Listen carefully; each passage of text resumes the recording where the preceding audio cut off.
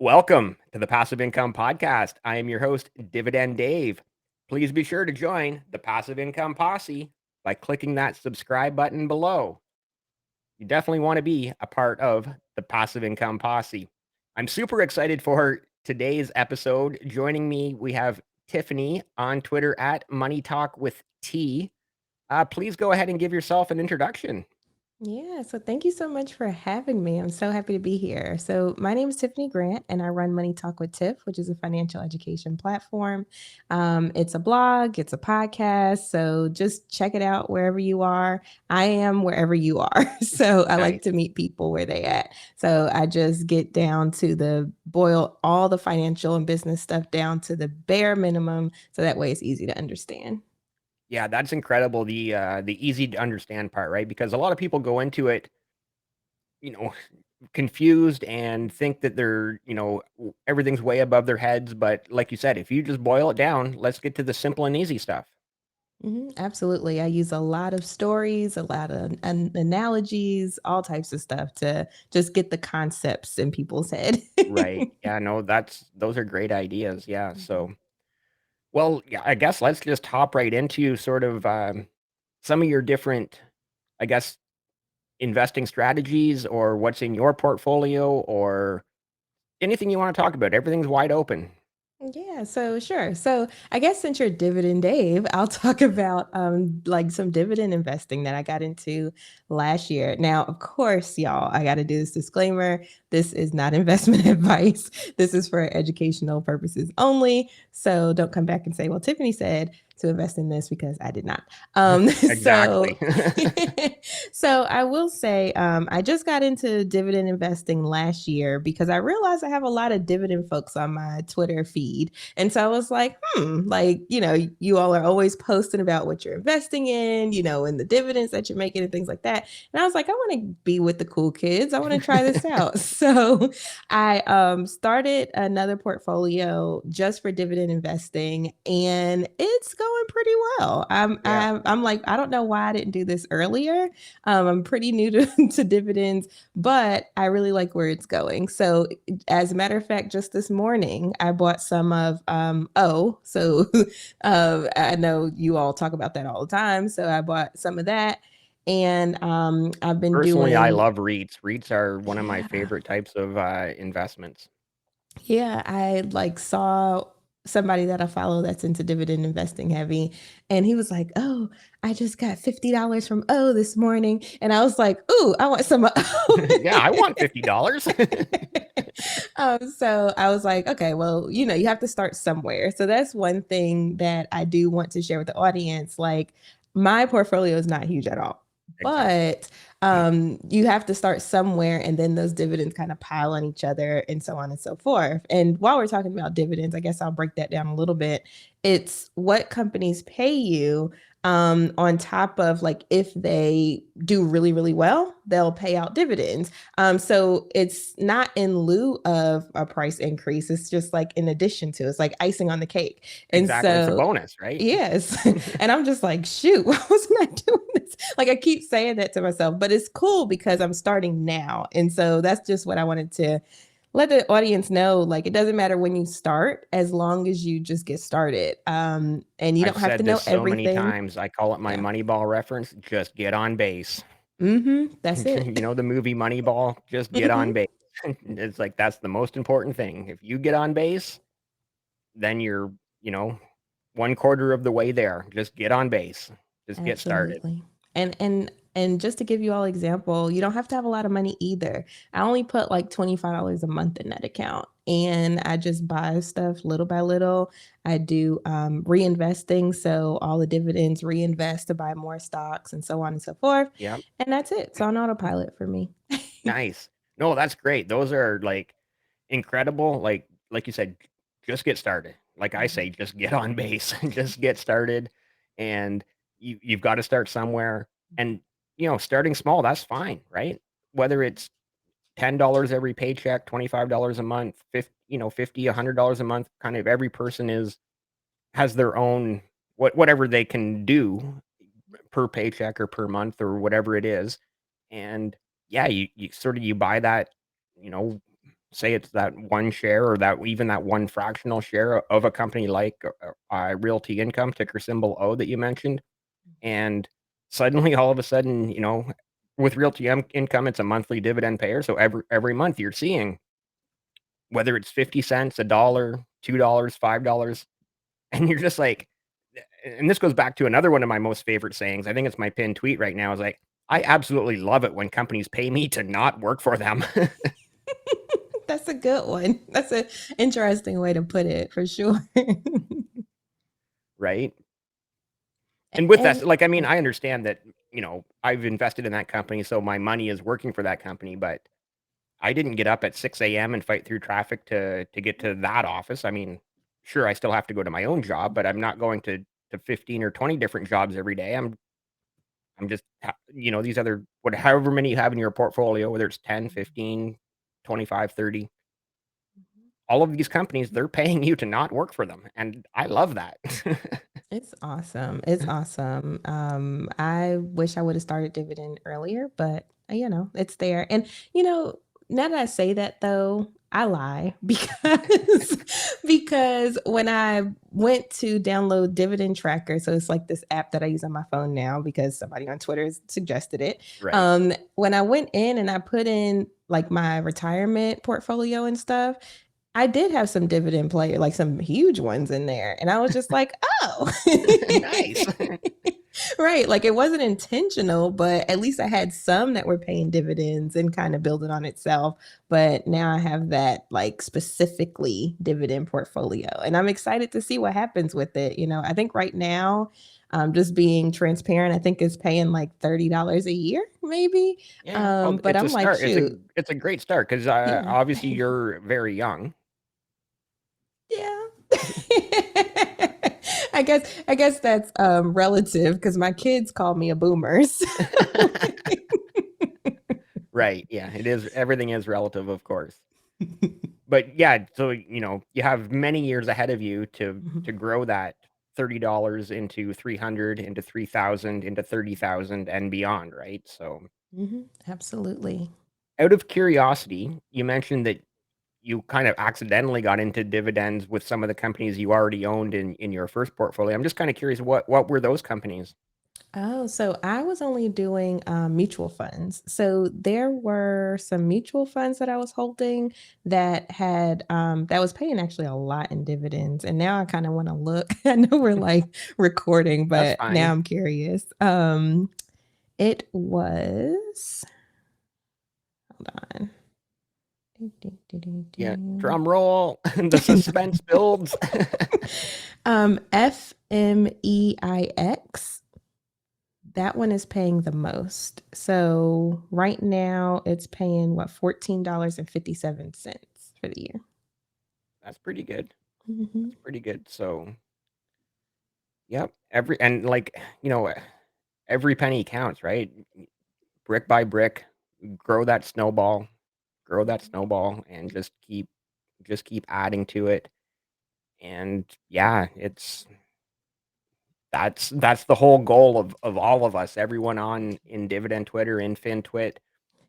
We're all trying to help each other, educate each other, and see where we're gonna be in 10 years, in 15 and 20 years. And like I just said, that the goal is obviously for you, turn that 30 into 300, 3,000, 30,000, and beyond. So I think you're setting yourself up and your kids for an incredible future, right? Yeah, absolutely. I used to work at a firm and there were people that were living off of dividend payments. Now, granted, they had like the Facebooks and the Googles like when they first started. Right. So that was carrying a lot of the weight. But I mean, they were getting like $5,000 checks and then that's what they were living on in retirement. And I'm just like, at that time I was like, oh, that's cool. Like that's Right. Yeah. How neat. did you do that again exactly? Right. So now, luckily, I've been blessed with the opportunity. I can go ahead and start building that as well. And so, like you said, by the time I'm in retirement, hopefully, knock on wood, I'll have those $5,000, $6,000 checks coming in, and everything else will just be icing on the cake.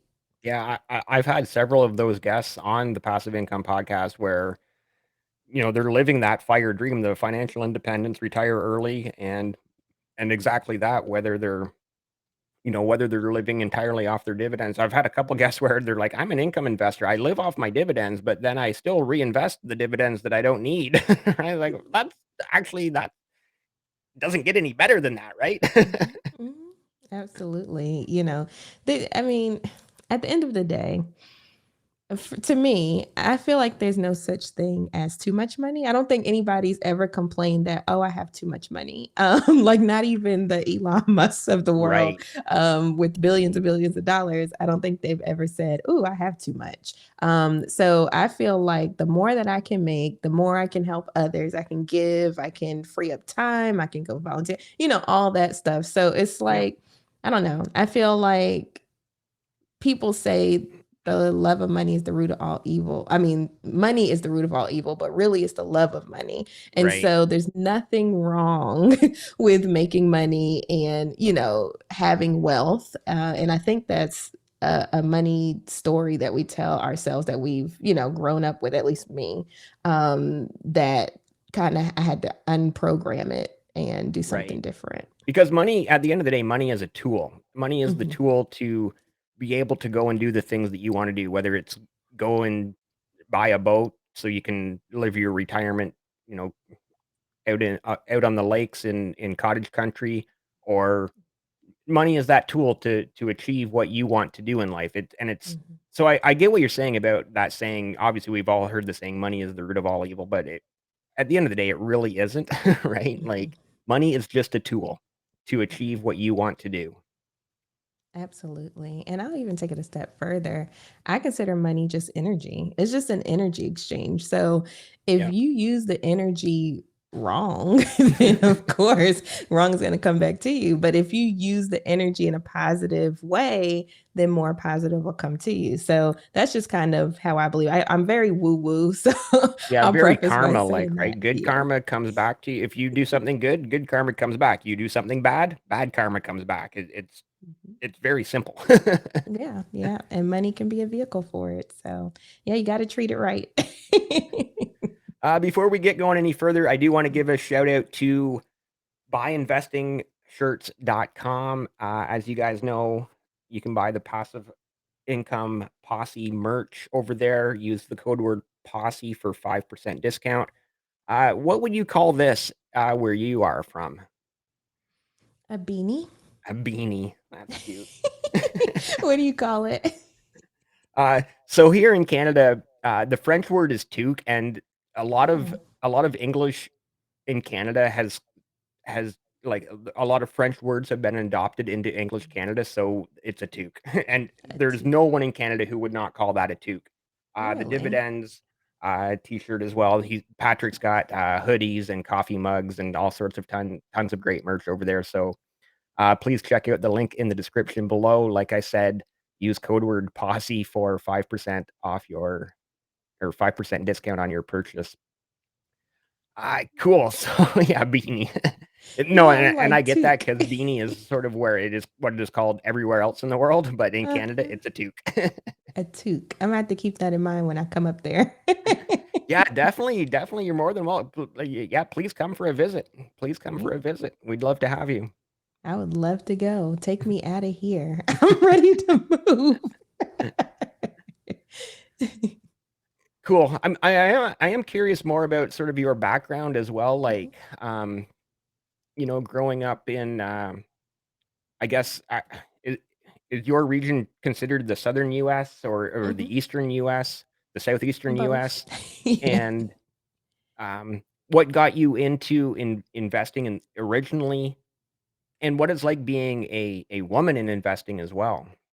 Yeah, sure. So I originally am from New York. So I'm originally from the Northeast and Okay. I moved down here. I'm in North Carolina for the audience. I moved here when I was like 12 or so. And when I say complete culture shock, it was a complete culture shock. It's so different. And it's crazy how we're in the same country, but Right. things are just so different from region to region or even state to state. And And it's really so, not that far from New York to North Carolina. No, it's about what, 8, 9 hours or so. But it's Driving time, completely, obviously. yeah, completely different. And when I say that, let me just give you an example. I like stories, right? So when I was in New York, I would, have public transportation. I would get on the bus, get on the train, have a taxi cab, whatever. So like And when right I in New moved, York City, well, I lived kind of outside of New York City. but So, still close enough to the city that you had all the the similar amenities. things of the public transit, the trains, the buses, the cabs, and whatever. Okay. Yeah, yeah. So it wasn't, too far upstate, but people from the boroughs actually say where I'm from is upstate. And I'm like, no, I'm like Yeah. Buffalo, Albany, all of that's Yeah. upstate. Syracuse I'm is only, upstate, right? yeah, I was only like 30 minutes to an hour away. But anyway, I was used to those amenities. Now, when I moved down here, we moved to the complete country. And so there was nothing. I mean, if you didn't have a car, you couldn't go anywhere. It was nothing but fields and cows and stuff like that. And so when I went to school, I was like, well, what do you all do for fun? And they were like, oh, we have bonfires and we go cow tipping. And I was like, what is cow tipping? I'm like, I had never heard of these things in my life. And so it was just a complete culture shock. But I will say now as an adult with kids, North Carolina is awesome to raise Right. kids. It's really nice. The cost of living is really low. Like I have a 3 bedroom, 2 bath, attached garage, backyard, front yard, and I only pay like what I think it just went up to 700 a month for my mortgage. So it's really, really affordable. So I do enjoy living Wow. I'm here. moving to North Carolina. My mortgage is I pay 650 biweekly. Oh, see. Yeah, and mind you, I also have a good interest rate because I did refinance during the whole low interest rate thing in Right. 2021. And so I think I'm sitting at what, 3.75 now or something like that for my interest rate. So it's really, really low. Yeah. Yeah. But North Carolina is just really affordable. So as an adult, I'm grateful that I had moved here as a kid. Yeah. But as a Yeah. kid, I hated it. And just a little bit about you said like my background and stuff like that. I'll say that I got interested in finance. It was really more about saving money at first. So when I was 16, I was one of those extreme couponers because my Nice. mom, because I had a car, and as soon as I got a job, my mom was like, well, now you can pay your car note. And so I had to make my $7 an hour job. Mind you, I was still in school working part time. And so I Yeah. had to make that money stretch and pay a car note and then get all the stuff that I really wanted. And Plus so insurance and gas for that car. all the things. And so, well, she did pay the insurance. I'll give her that, Okay. but Well, the thanks, Mom. gas and the car note and everything. And so I became an extreme couponer. So I would go to the grocery store, for instance, and I would have a cart full of stuff and only pay like $5 or something crazy like that. And then I would run home You and were I'd be like like, on one of these TV shows. Where, yes, and that's at 16. Like I was definitely doing this. And then wow. so I would run home and I'd be like, mommy, guess how much I spent? And she's like, what is it now, Tiffany? Because I would always do it. And it was just so fun for me. So that's kind of how it started. And I didn't realize until I got older that my dad was a couponer. So I kind of got it honestly, but I didn't It's know that. genetic. Couponing is genetic. I didn't know it at the time. But that's how I got interested in that. And then I started reading like Kiplinger Personal Finance, Money Magazine, reading blogs, listening to podcasts when they were like new on the scene. And I started investing when I was 19. No, 18, because that was the age you needed to be in order to open, a little Vanguard account. And at that time, you had to have $3,000 to open a Vanguard account. So I had saved and saved and saved. And then I was able to do that. Now, what I do kick myself about sometimes, even to this day, is I took all that money out when I was like 20, I want to say it was like 21 or Yeah. so. And I'm like, darn, if I would have just Guilty. left it Been there, done alone. that. So I feel your pain on that one. Yeah, I'm like, if I would have just left it alone to like today, it would be great. Cause that Yeah. was like during 2009, 2010. And so I would be sitting lovely right now. Yeah. So I kind of regret that a little bit, but it's all good. I learned what I needed to learn at that time about investing. And so, when I was able to invest again, I did. And the rest is history. Wow. Yeah, that's incredible. Some great stories there. Stories within stories, I guess. The extreme couponing, which is great, right? Like, you know, I probably should be doing. I go to grocery shopping at Walmart or wherever, and it's like I'm a single guy, just me and my dog. How am I spending $150 on groceries, like with barely anything in the cart? It's like maybe I should be looking into all these coupons and trying to spend $5 for for a cart of groceries. Absolutely. Look, I tell people all the time, I'm allergic to full price. So I don't Oh, pay I'm gonna full use price for that. anything. I'm stealing that one from you for sure. Please do, because I don't pay full price for anything, nothing. Like if there's a software that I want, I'll reach out and see if there's a discount. If just everything, flights, it doesn't matter. I don't really Nice. like paying full price at No, all. that's good. That's smart, right? That's very smart because why? Like, sure, the retail price is it's just there, and that's what people like. Even myself, you just click on the button, and that's what you pay. Okay, that's the price. Look, it was even so bad. I love telling stories, y'all. My kids, like whenever we go grocery shopping, when I used to go grocery shopping in the store, now I just order. But when we used to go to the store, they would be like, "Oh, mommy, can we have this?" I used to always say, "It's not on sale." So then after a while, they started just making sure they pick out things that's on sale. So I don't have an excuse anymore. So they would be like, "Look, mommy, it's on sale," and point at the sign. And then I'm like, "Okay, go ahead and get it." So yeah, it's that bad. Like I don't even pick up stuff if it's not on sale unless it's absolutely necessary. Kids are smart. They catch on quick to things like that for sure. For sure, especially my kids. Like my youngest, he is like the hustler of the year. Like he is always trying to hustle people for money. Like if my mom asks him to do something, which is his grandma, mind you, Yeah, he's yeah. like, "Oh, how much you gonna pay me?" And I'm just like, "Just do it." But he gets it honestly. My grandma told me that I used to charge my grandpa for doing things. Like he would be like, "Tiffany, can you empty my garbage?" And then he would give me like $1 or what have you. And Right. so he gets it honestly, but I'm just like, darn, like, can you just help somebody? Oh wow, wow. This might be the most I've ever laughed on this podcast. We're just having a great time here. I hope everyone watching is and listening is enjoying this as well as much as we are. We're having a great time here. Yeah, I'm just like this all the time. So sorry, y'all. No, don't apologize. It's great. I love it. Like super real and authentic personality, and you're shining through. That's incredible. Oh, thank you.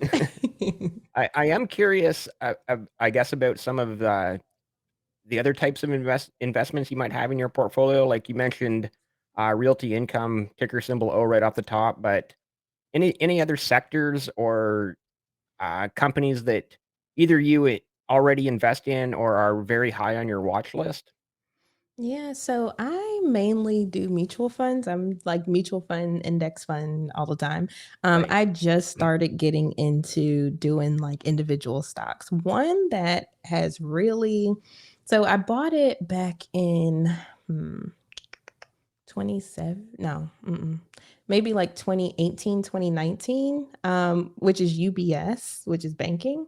Yep. And it's actually done really well. Like Oh, I looked good. at the account because I rarely look at it. It's just like there because I just wanted to try out. I think I have it with Ally Invest. I just wanted to try out their investing platform. And I looked at it and I said, "Oh, like we're doing pretty Nice. good." So yeah, I got that one. I have Ally, of course, because I love Ally. 3M, that was one from the Yeah. Dividend gang. Oh, let's see. Oh, the SCHD. I bought a lot of that because, like I said, I like mutual funds, and everybody was like, "This is the mutual funds for dividends," and I was like, Yeah. "That's going to be the It's first one of thing." it's probably, in my opinion, it's one of the, if not the best US ETF, like American US, because obviously I'm in Canada, but it's definitely one of the best US ETFs out there because you look at the top 10 or 15 companies within that ETF and it's just like they're all like winner, winner, winner, winner, winner, winner, every single one in that top 15 or more. And then you keep going down the list from there, and it's like, yeah, great company, great company, great company, great company. And it's just like, I don't think you can, again, not financial advice, but I don't think you can go wrong with that one, right? Right, right. Like that was the very first one I bought for my dividend thing because everybody, of course, when I posted on Twitter that I wanted to start this journey, it was just a slew of all the Yeah. dividend folks. And you're like, well, they can't all be wrong. It's like, Right. It was a slew of dividend folks just coming out the woodworks. I'm like, I didn't even know you all followed me. Like, how are you no, seeing this? But they were just giving me so many suggestions, and SCHD kept coming up. And I said, okay, that's going to be like my baseline. That's going to be how I build my portfolio. So that's going to be my base. And then I'll have like all these little stocks, yeah, as a on top of that. So, just to um, diversify more and sort mhm. of, yeah, Yeah. I So understand 100%. so that's one thing I do want to share with the audience. It's good to have a base. So something that either follows the market or, some index or mutual fund as your base, and then start building with the individuals. I Yeah, think for me, that's the best way to do investing when you're trying to go for the individual stocks. Because if you just do individual stocks, then you're going to have too many eggs in one or two or three baskets or what have you. If you do like a mutual fund or index fund as the base, then you're already diversified from the yeah. onset. And then you're just adding these, maybe you want to play with it, maybe you really support them, like Ally. I'm still waiting for them to sponsor me. Yeah. But it's Hint, hint, ally, if right. you're watching. If you're watching. So yeah, I mean, I feel like that's the best way to go about investing. Yeah, I would agree. Index funds and ETFs are an incredible way to get started. Just get started, just get on base, and that, immediately you're diversified. You pick up SEHD and you are immediately diversified. And you, like you said, you can have that as your base, and you can, whether it's every paycheck, biweekly or every month, and you're putting in that that 25, 30, 50, $100 and buying that primarily, I think you're setting yourself up quite nicely. Absolutely. And you know, every time I mention FMEIX, everybody's like, I never heard of that one. I But no, I was, that's exactly what I was thinking when you mentioned it there a few minutes ago. but looking at it, they pay $2.56, no, $2.58 per share. And SCH, Annually, yes, annually. So, and then I they guess. probably pay the dividend or distribution quarterly, I'm guessing. Right. And so SCHD is $2.64 per share. So it's like right up under them, but Yeah. nobody's ever heard it before. Well, I guess you need to pump that one. Yeah, I didn't even, yeah, that was the one that was in my retirement account and I had no idea. But when I tell people about it, they're like, what? So there you have it. Nice. So then kind of beyond that, whether it's your dividend portfolio or your retirement portfolio, sort of beyond, once you got started into with the index funds or the ETFs, and obviously we've talked about realty income, what other companies and sectors have you sort of dabbled in or looking to get into? I mean, that's pretty much like the rest, all of my stuff is funds, either ETFs, index, or mutual funds. The only single ones I have are UBS, Triple M, and Ally. The rest Yeah, of them are just an O now, as of this morning. But the rest of them are just funds because I'm the type of person where I just like to diversify as much as possible. right. And when I bought like these individual ones, it was just like, oh, let me try this, let me try that, let me try this. So that's brand new for me. Like Okay, all this fair enough. time that I've been investing, it's always been mutual and index funds. I'm like the old school investor, even though I'm young. And so now I'm just now starting to get some individual stocks. Yeah, well, and it sounds like you've started off with a few of the great ones, right? Like SAHD being an ETF, but Realty Income, I know they raised their dividends like once or twice a year or something, or every quarter. Yeah, I think they pay monthly and raise it quarterly, but by a very small percentage every quarter. But still, hey, you're getting a raise without asking for it. That's incredible. 3M, obviously, an incredible company that has been around for, I don't know, probably, I'm guessing 100 years and maybe more, maybe slightly less, but they're not going anywhere anytime soon, right? Mhm. And obviously, 3M has tons of products that tons of people use, which kind of comes back to one of my sayings of turn that cash register around, is like odds are pretty much 100% that you or I could go into through our houses right now and find something that's made by 3M. Absolutely. And I tell people that all the time, especially when I'm talking to like little kids or younger kids.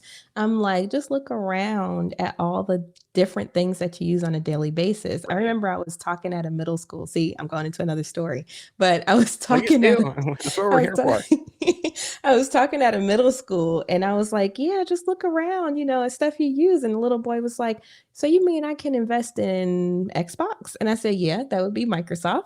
And he was like, I'm gonna go home and tell my parents today, like, I'm gonna Yes. invest in Microsoft. And I was like, yes. I was like, this kid's going places. Right. Dad, you have to buy a share of Microsoft right now. He said he's gonna use like all his little chore money and he was gonna invest in Microsoft. And I said, go right ahead. I was like, that's exactly what you want to do is look at all the things that you use because 9 times out of 10, a lot of other people are using the same thing. So, you maybe your phone, Apple, Android, whatever it is, Microsoft for like Xbox, PlayStation, all that Yes, stuff, Sony. exactly. And I even tell people to look now as adults, look beyond just, what you're actually using. Think about the components because that's where a lot of the money is too. So, if you think about the processing chips and things like that, yeah, they're in your computer, but they're also in game systems. They're also in phones. They're everywhere. In And cars so these days, right? Like yeah, so you cars wanna have computer invest chips. in yeah, who makes these processing chips, right? So, as adults, I'm like, "Okay, think a little further than just what you're using. Like, where are the components coming from?"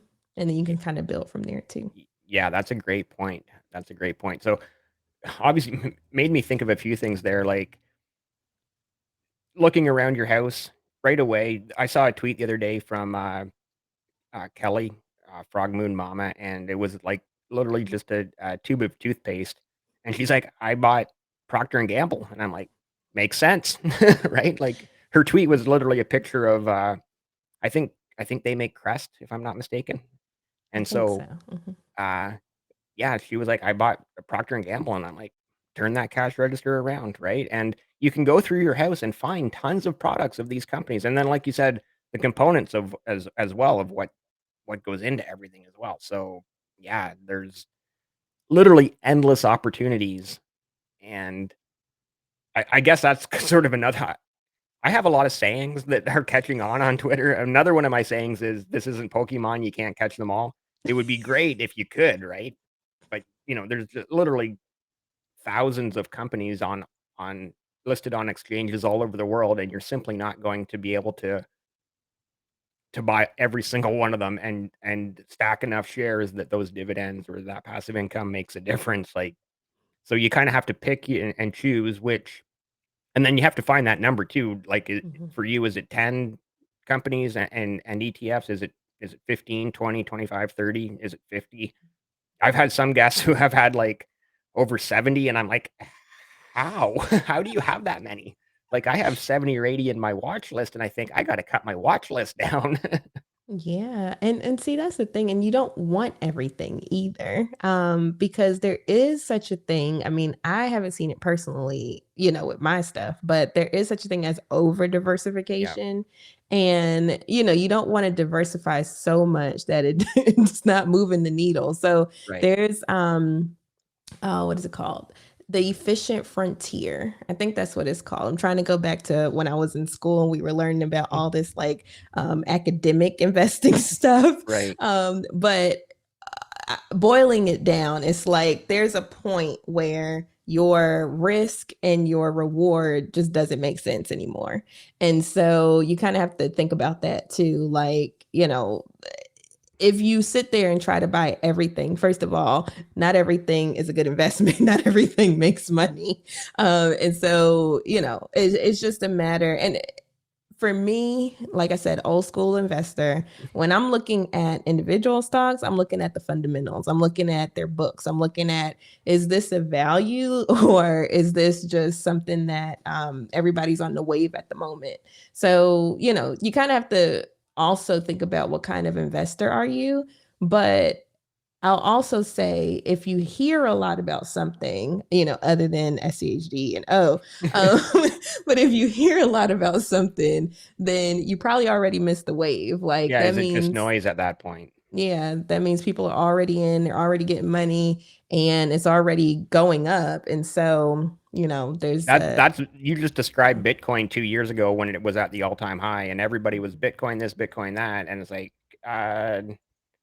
you know what? Maybe it'll reach an all-time high again in another 2 or 3 or 5 years. Who knows? But I feel sorry for people that bought Bitcoin at that all-time high, and then all of a sudden, less than a year later, it was like less than one third, about one quarter of the value. So, yeah, bye. exactly to your point of like, you may have missed the wave if everybody's talking about it already. Yeah, and you don't want to buy high and sell low. That's exactly No, you don't. and that's exactly what you're doing when you're like getting on bandwagons because it's already made its FOMO, right? increase for the most part. So, there's only one way to go, and that's down. So everything goes like that, period. I don't care what it is. And so you just have to figure it out. And a lot of that is FOMO, right? Like that fear of missing Mhm. out when everything is something's just going like skyrocketing this way, and you think I got to get on the bandwagon, and then all of a sudden it goes this way and then that way, real fast. Right. Very, very fast, depending on what it is. And so like, and of course I always like explaining stuff to people. But everything goes in cycles and everything is controlled by the market. So if Yeah, people are buying, of course it's going to go up. But then the people that were originally in that saw the whole thing play out, they're probably going to start pulling their money out. And then once that happens, then things are going to start going down. And you're so pulling out it's and you're holding their bag, right? So it's all supply and demand. So I say that to say when you see people like, oh, check out Bitcoin, check out Shiba, check out whatever other currency there is, they're trying to raise those prices because they know as more people buy, the price is going to keep going up.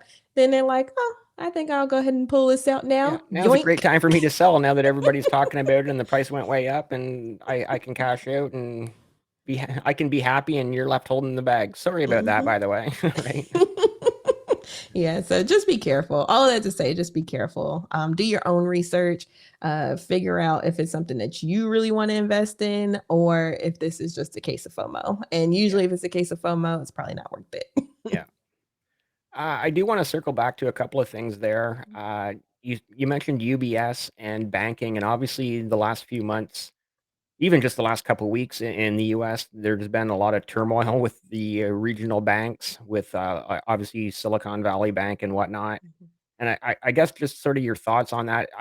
It's my understanding UBS is one of the larger banks in America that I'm guessing is comparable to like the Wells Fargos and the JP Morgans and Chase and Bank of America. I Yeah, guess they're just sort of your thoughts on the differences between those bigger banks and those regional banks and just anything, I guess, in that whole banking and financial sector. Yeah, sure. So, I mean, yeah, UBS is pretty up there, right? So they're pretty up there with the big boys like Bank of America, Chase, and stuff like that. But with the whole Silicon Valley Bank thing,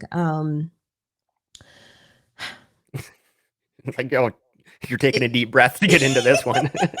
no, because I'm trying to like get my words together. Like it's unfortunate that it happened. Yeah, Okay. And I think they said that the stat was they were like the 16th largest bank or something like that. I don't remember. But my point is, luckily, all those people were able to get their money back. And that's because, deposits and investments, not investments, sorry, just deposit accounts, they're hmm, insured by the federal government. And it's up to a certain dollar amount though. And so at least the government was able to give them some of their money back, most of their money back. Now, when you get into stuff like FTX and things like that, where it's not insured. Right, back to the crypto. Here we go. Yeah.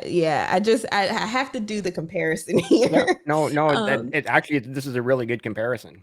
yeah, so if you look at the FTX failure, right? They're still trying to figure out where their money is, and none of those people are getting their money back. So No, it's that money like just literally just disappeared.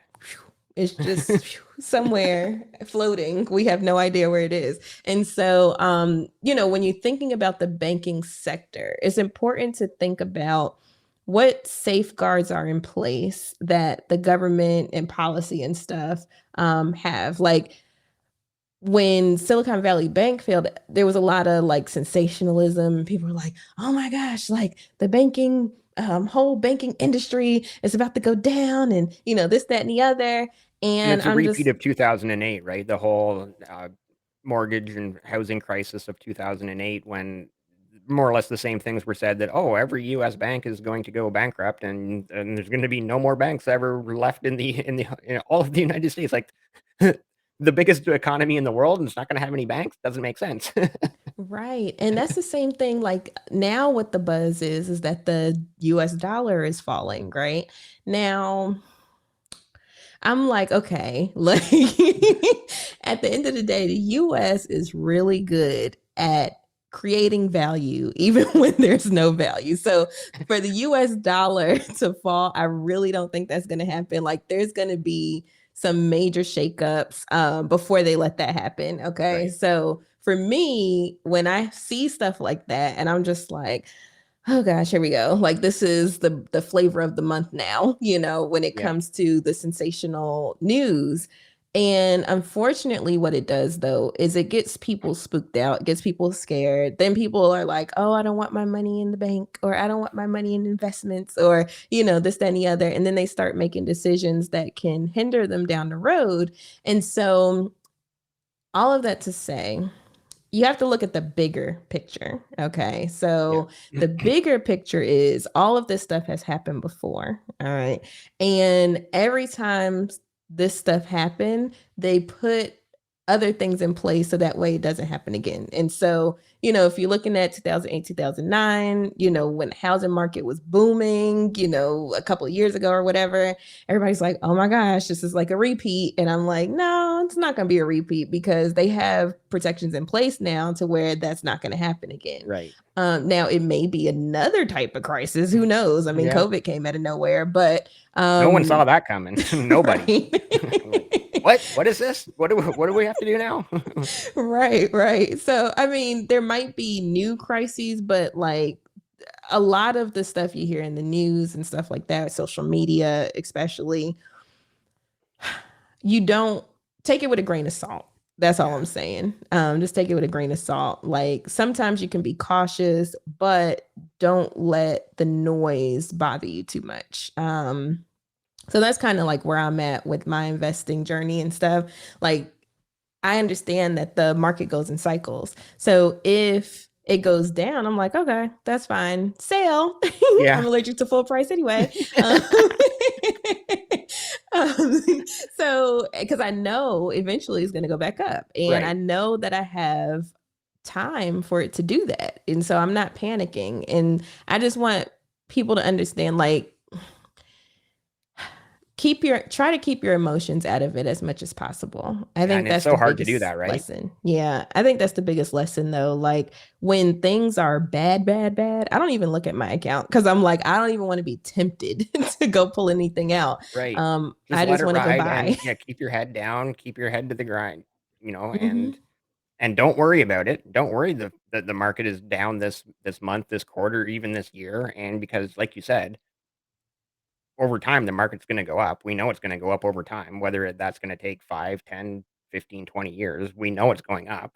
And Mhm. like you said, hey, sale. Right. And people that are like scared and nervous and stuff, I'm like, go pull up like they have a chart on the Federal Reserve website. Go pull the chart that shows you like what the market has done since the market began, and you'll see that it is a increase. Like it might have little tiny dips, but it's always on an incline. So just keep that in mind. Keep the bigger picture in mind, whether the bigger picture is where you want to be in retirement or the bigger picture is what the market does overall or what a sector does overall. I know another example is when all the layoffs and stuff were happening in the tech side of things, and people were getting scared about tech, like, oh my gosh, like what's going on with tech? This, that, and the other. Everybody's been investing in the Googles and the Microsofts and stuff for so long. And now they're starting to take a hit. But you also have to realize, back to looking at the bigger picture, zoom out. When COVID was happening, they did a lot of hiring and stuff because everybody was home. Everybody was using these services. And so now it's pretty much due for a correction because now 100%. everybody's not using this stuff as much as they used to. And so, of course, now they have all this staff that they have to get rid of. Now, you look at that, and then you look at the overall labor market in the US, and we are at like 3 point something percent unemployment rate. So it's not that people aren't going to have jobs and things like that. It's just one industry that was they're going to have different jobs, and you might go from making a whole lot of money at Google to not making as much money somewhere else, but you're still going to have a job. You're still going to be able to turn the lights on, keep a roof over your head, put food on the table. Absolutely. So just looking at the bigger picture when it comes to this finance and business stuff, I think is key for people to kind of do. Cool. Awesome. I'm going to circle back to the banks for a second and I'll send you a tweet later when we're done recording. But would you believe that the Canadian banks, and there's only like 5, and you can count National Bank as the 6 big Canadian banks. The first one of those will be celebrating a 200-year anniversary of paying dividends in 2029. They've been paying a dividend since 1829. Another one has been paying a dividend since 1833. And other than National Bank, number 6, all the big 5 have been paying dividends for over 150 years. Wow. So tell me, what are some Canadian banks I need to invest in? Yeah. Like I said, I'll send you that tweet. That tweet is, again, shout out to at Settling Nomads. I've shared this tweet so many times, and I've given them credit for this tweet literally probably over 100 times now because it's just an amazing statistic. In that tweet, they do have the dividend yield, which is a little bit dated now because the tweet's from last October and obviously prices fluctuate. But just the fact that they've been paying these dividends since 1829, 1833, 1870, like over 150 years. Wow. That is, and obviously they haven't had a dividend increase every single one of these years, but just the fact that they've paid a dividend for that long is incredible. that is awesome. And the beauty for you as an American is I think all of them are listed on the New York Stock Exchange as well. So you don't have to worry about trying to buy them on the Toronto Stock Exchange. You can just go right into your own brokerage account and buy them in New York. So perfect. Yeah, definitely send that over because now I'm curious. I will. I do want to talk about your website here for a second. Hi, I'm Tiffany. Which is obviously, I will put the link in the description below. It is academy.moneytalkwitht.com. I love this / link in bio because everybody says link in bio. Yes. So the website is moneytalkwitht.com. That just points to the link in bio, which I made on a separate platform. So that's why it has the Academy, because I couldn't use the same domain for both, unfortunately. Right. But yeah, definitely check it out. I mean, there's a lot of information. I mean, a lot. I just moved my website from Kajabi to WordPress, and I left like 100 and something blog articles over there. Like it's a lot of information. I think I'm on my 220th episode or something like that on the podcast. And then that's not including the blog articles, which I started blogging back in 2017. So it's a lot of information. Yeah, so you can learn more about Tiff here. Click this link, listen to the podcast, business consulting, community, test your financial literacy. That was probably some great, that's probably a great test for a lot of people, especially probably beginners, right? Like, just let's just see where you're at. What do you know already? Mhm. Grab some swag, buy me a coffee, go buy Tiff a coffee, and put $5 in her wallet. Um, Please. yeah, right. Courses, subscribe on YouTube, and 15-minute free consultation, and then, of course, the contact info there as well. So, yeah, awesome.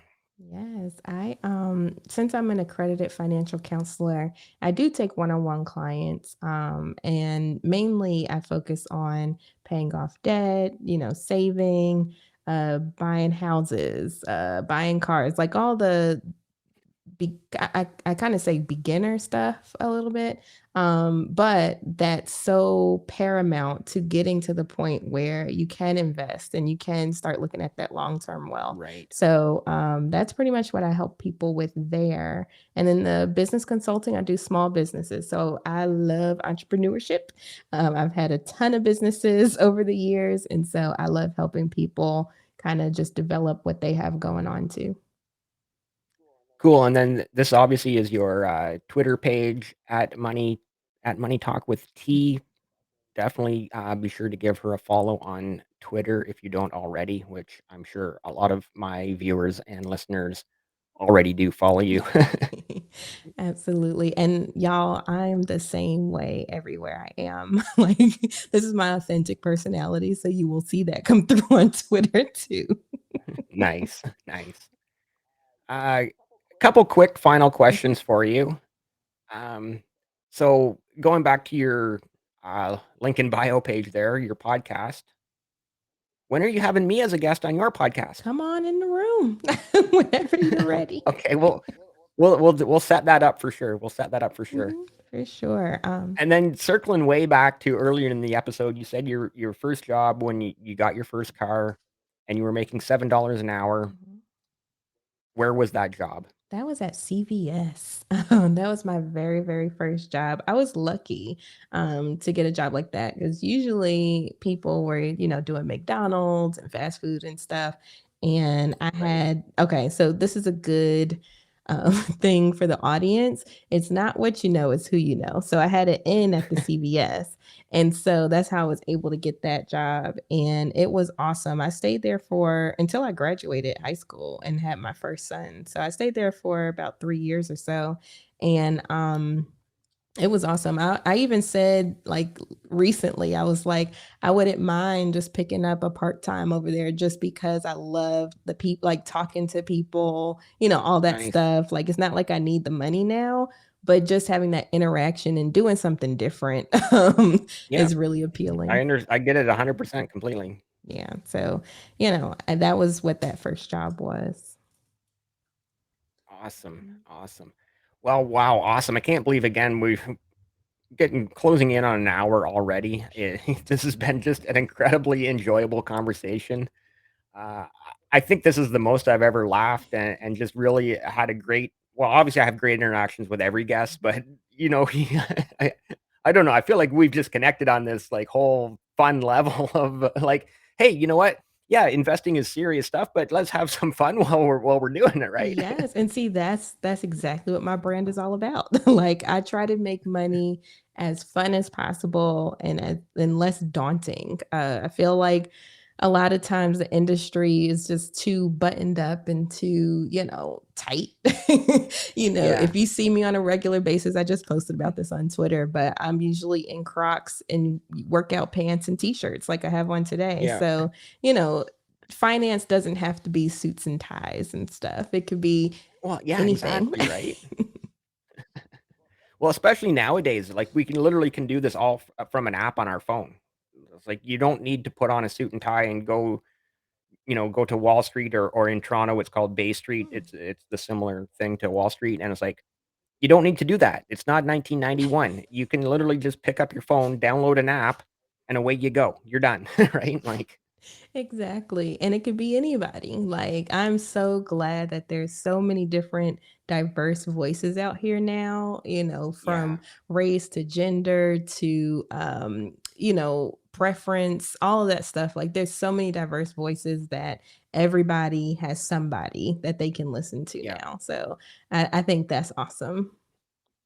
Yeah, that's one of the first that well, not one of the first, but, I don't know if you ever, follow Justine at Miss Financial Fit, and she's been on the podcast several times now, and I said to her when the first time she was on, like, she happens to be of, Filipino descent. She lives in LA, so she's American, but, so she's obviously got Asian features, and I'm like, "The stock market doesn't care if you're white, black, Asian, male, female, straight, gay. The stock market doesn't care. It's the most inclusive club that everyone can join." Yes. So, Yes, for sure. just food for thought there, right? For sure, for sure. And I think for most people, it's just the knowledge gap. And now that knowledge is so readily available, and there's people out here Exactly. that are just here to educate like us, like there's really no reason anymore why, like, like when I first started investing, like I said, I had to have $3,000. You're not going to just roll up on $3,000. But now you, Especially when you're, like it sounds like you were quite young at the time, 18 or 19 years old. It's like 19-year-old kids making $7 an hour don't just have an extra 3 grand lying around, right? exactly. But now you just need nothing. Like you can open You an need a account. dollar. You need literally 1 freaking dollar, which you can, like, pull out of your couch cushions, right? Exactly, exactly. So the barriers to entry are low now. And I'm so grateful for Eliminated pretty that. much. So grateful Yeah. for that. Awesome. Well, again, thank you so much for your time. I've like I said, I've absolutely loved having this conversation. Is there anything else you kinda wanna say before we sign off? Good question. I guess just to reiterate a point that I made earlier, just start. I think that's the biggest Just get thing. on base. It's Just just get on just to base. start. If it's investing, if it's a business thing that you're thinking about, just start. You never know where it's going to Yeah, go until you get out there and do it. So I think that's the biggest takeaway from this is, and you can't time the market. I don't care what market it is, whether it's housing, stock, whatever, you can't time it. So just get in and then enjoy the yeah. ride. Awesome. Those are 2 great things, like, just get started, and you can't time the market. So, yeah, going back to the Warren Buffett quote, "Time in the market beats timing the market all time every time, every time." Exactly, exactly. Alright, awesome. Well, with that said, again, thank you so much for your time. I really appreciated, you coming on and talking to me, on this episode of the Passive Income Podcast. And if you're still watching nearly an hour later, you know the rules. Please be sure to subscribe,